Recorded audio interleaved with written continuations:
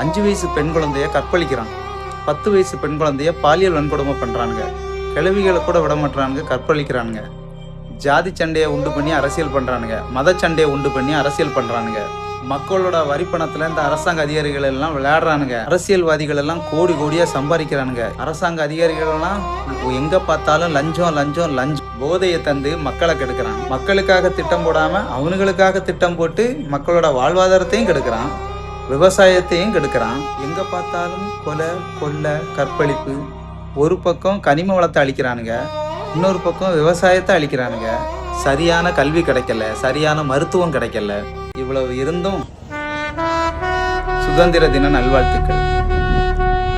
சுதந்திரம் என்னவோ வெள்ளைக்காரங்கிட்ட இருந்து தான் கிடைச்சிச்சு, நம்ம நாட்டில் இருக்கிற கொள்ளைக்காரங்கிட்ட இருந்து இன்னும் கிடைக்கல. அதை யோசிச்சுக்கங்க. வெள்ளைக்காரங்கிட்ட அடிமையா இருக்கிறது எவ்வளவு கொடுமையோ அதே மாதிரி நம்ம நாட்டுக்காரங்கிட்ட நம்மளே அடிமையா இருக்கிறது அதை விட கொடுமை.